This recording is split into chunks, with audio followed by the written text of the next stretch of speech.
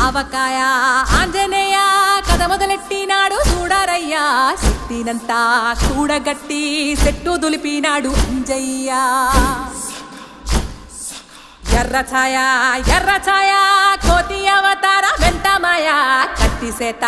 పట్టకుండా కాయ కోసినాడు కపిలయ్య